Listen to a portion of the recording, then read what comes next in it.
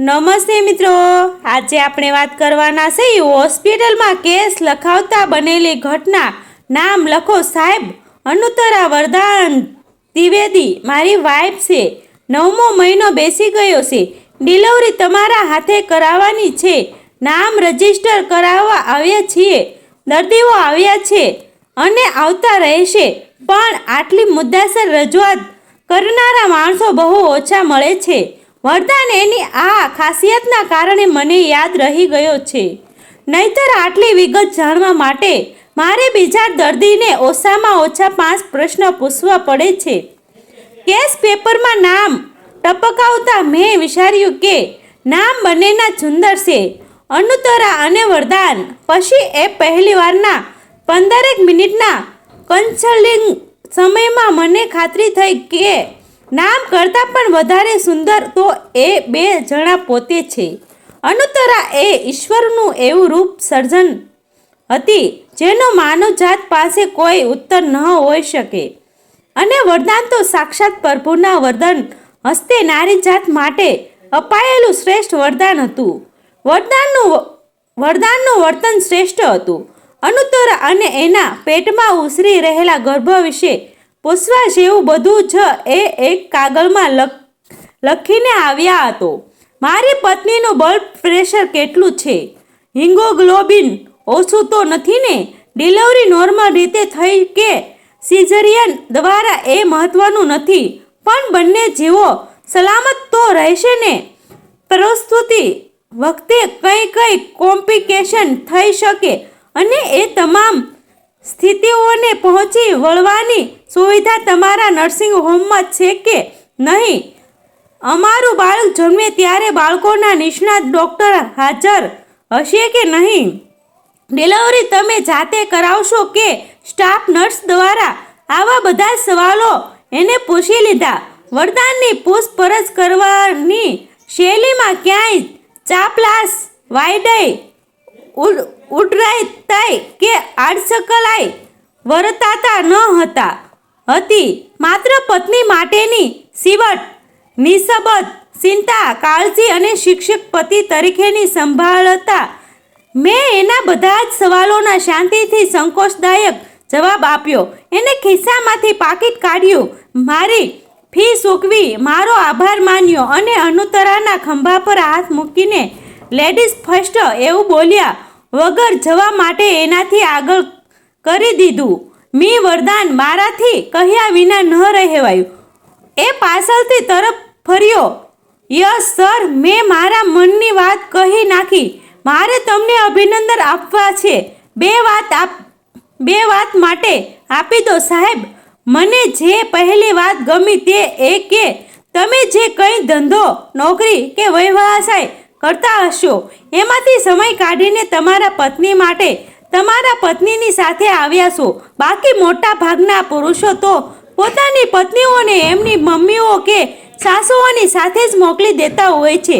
એ જૂનવાણી ડોશીઓ કેટલી બધી અવૈજ્ઞાનિક અને જડવાદી હોય છે કે આધુનિક તબિયત વિજ્ઞાનની તમામ સલાહોને પડીકીમાં બાંધીને ફાંકીને જેમ ગળી જાય છે, અને પછી શરૂ થઈ જાય છે કે દેશી ઓહળિયા, દોષી વેદાના પ્રયોગો અને અંધશ્રદ્ધાની ભરમારો. આ દેશમાં જન્મેલી દરેક સ્ત્રી 40 વટાવ્યા પછી પોતાની જાતને સૌથી મોટી ગાયનેકોલોજિસ્ટ માનવા લાગે છે. તમારા જેવા ભણેલા ગણેલા પતિઓ પોતાની પત્નીને આધુનિક પ્રસ્તુતિ વિજ્ઞાનિકનો મહત્વ લાભ અપાવી શકે છે.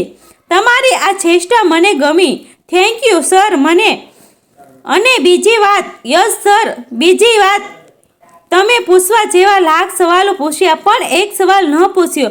મારા નર્સિંગ હોમમાં નોર્મલ ડિલિવરી અને સિઝેરિયનનું બિલ કેટલું આવે છે તે તમે ન પૂછ્યું. એ ક્યારે નહીં પૂછું સર. દરેક ડૉક્ટરને એની મહેનત, કાળજી અને હોશિયારીનું વળતર માગવાનો અધિકાર હોય છે, અને પહેલેથી જ પૂછવામાં અને ન પૂછવામાં 1,000-2,000 રૂપિયાથી વધુ મોટો ફરક નથી પડતો. એ હું જાણું છું. અને સૌથી મોટી વાત, મારી પત્નીના આવનારા બાળકનું મૂલ્ય મારે કરોડોનું રૂપિયા કરતાંય વધારે છે. તમે આટલી ફી તો વધુ ફી તો નથી માગવાના ને સર? બંને ગયા. મને દિવસભર ચાલે એટલી પ્રસન્નતા આપીને ગયા. એ પછી અનુતરા માંડ 1-2 વાર ચેકઅપ માટે આવી હશે. ત્યાં તો એની સુવાવડનો સમય ભરાઈ ગયો. એક દિવસ વહેલી સવારે એ પ્રસૂતિ પીડા સાથે નર્સિંગ હોમમાં આવી. ત્યારે ભગવાન સવિતા નારાયણના હજુ તો પૂર્વ દિશામાં ગુલાબ ચાટતા 7 અવશોની બગ્ગી ઉપર સવાર થઈને સિક્તિજ ઉપર ડોકીયું કરી રહ્યા હતા. રોજ 9:30 જાગનારો હું 6 વાગ્યે આંખો ચોળતો ઉઠી ગયો અને નીચે દોડી આવ્યો. વરદાન મોંઘા બાલ્ડેડ નાઇટ ડ્રેસમાં સજ્જન હતો. મને સમજાઈ ગયું કે પત્નીની ચીજ સાંભળીને આ પુરુષ કપડાં બદલવા પૂરતોય રોકાયો ન હતો.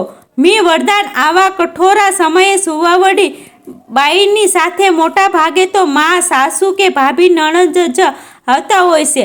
આમાંનું કોઈ ન હોય તો પાડોશણો આવે છે. પતિદેવ તો ચેક બાળકો જન્મે ત્યારે પીડા વહેંચવા માટે આવતા હોય છે. મને લાગે છે કે તમારા ઘરમાં મહિલા જગતમાં એક પણ પાત્ર હાજર નહીં હોય. એટલા માટે જ તમે વરદાને સ્વસ્થપૂર્વક જાણકારી આપી. મારા ઘરમાં અત્યારે મારી મા, મારી 3 જુવાન બહેનો, અનુતરાની પત્ની, મમ્મી અને એની ભાભી હાજર છે. પણ એ બધાની જરૂર તો બાળકના જન્મ પછી પડશે. અત્યારે તો મારા જેવો જવાબદાર પુરુષની હાજરી મહત્વની ગણાય છે. માટે હું આવ્યો છું. મેં કહ્યું, તારી વાત મને ગમી. તને શાબાશી આપવી પડે તેવી આ ત્રીજી વાત છે. પછી તો ઉપર ચાપર સારી ઘટનાઓ બનતી રહી અને શાબાશીની સંખ્યાઓ પણ વધતી ગઈ. બપોરે 12 વાગે અનુતરાની શીશો સાંભળીને વરદાન મારી પાસે દોડી આવ્યો. સાહેબ, મને લાગે છે કે અનુતરાનું દર્દ હવે હદ વટાવી રહ્યું છે. તમે સિઝન કરી નાખો. મને હાલમાં એની જરૂર લાગતી નથી. અનુતરાનું દર્દ હદ નથી વટાવી ગયું, પણ એની સહનશક્તિ હદ આવી ગઈ છે. આપણે 1-1.5 કલાક સુધી રાહ જોઈએ, પછી ઓપરેશનનો વિચાર કરીશું. બરાબર 1:30 વાગ્યે અનુતરાએ દીકરીને જન્મ આપ્યો. નવજાત બાળકીનું રડવાનું શરૂ થયું અને નવજાત મમ્મીની શીશો બંધ થઈ ગઈ. હું ટાંકા લેવાનું પતાવીને બહાર નીકળ્યો ત્યારે વરદાન મારી સામે આઈસ્ક્રીમનો કપ લઈને ઊભો હતો. હું હસ્યો. દીકરો જન્મ્યો તો પેંડા અને દીકરી જન્મે તો જલેબી, એવું તો આજ સુધી જોતો આવ્યો છું. પણ આ આઈસ્ક્રીમ તો તમારો થાક ઉતારવા માટે છે સર. બાકી પેંડા તો કિલોગ્રામના નહીં પણ મણના ભારમાં વહેંચવાના છે. દીકરી જન્મી છે માટે જલેબી વહેંચી, એવું તો મારી દીકરી મોટી થયા પછી ખબર પડે તો એના બાપ વિશે એ શું ધારે. મને પછી ખબર પડી કે દીકરીના જન્મના સમયે જ વરદાને ત્યાં ઊભેલા તમામ મનુષ્ય જીવોને આઈસ્ક્રીમ ખવડાવવા માટે જ પૂરા 1200 રૂપિયા ખર્ચી નાખ્યા હતા.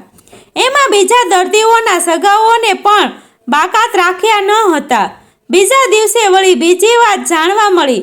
નર્સિંગ હોમમાં કામ કરતી દરેક કર્મચારી સ્ત્રીને એને 501 રૂપિયા વધામણી પેટે આપ્યા હતા. આટલો ખર્ચ તો અમદાવાદી પુરુષોએ બિલ પેટે ડૉક્ટરને પણ નથી ચૂકવતા. સૌથી આશ્ચર્ય આપનારી વાત છે કે 7મા દિવસે જાણવા મળી રજા લઈને ઘરે ગયેલી અનુતરા ફોલો અપ માટે આવી ત્યારે તેણે મને કહ્યું, સર, એક ખાનગી વાત કહું. આ દીકરી વરદાનની નથી, મારા દગાબાજ પ્રેમીનું આ બીજ છે. એ વરદાન, એ બદમાશ મને ગર્ભવતી બનાવીને અદૃશ્ય થઈ ગયો. ત્યારે મને 7મો મહિનો જતો હતો. હું આપઘાત કરવા માટે ટ્રેનના પાટા ઉપર સૂઈ ગઈ હતી. ત્યારથી આ ઈશ્વરનો અવતાર મને લઈ આવ્યો.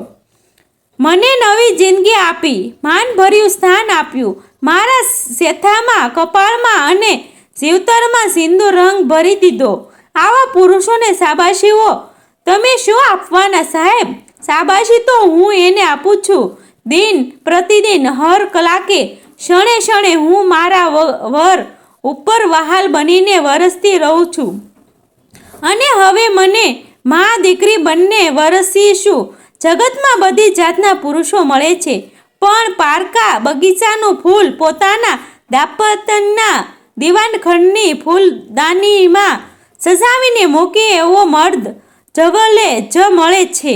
મારો વરદાન તો ઈશ્વરે આપેલું વરદાન છે. આભાર મિત્રો. ગમે તો શેર કરી દેજો.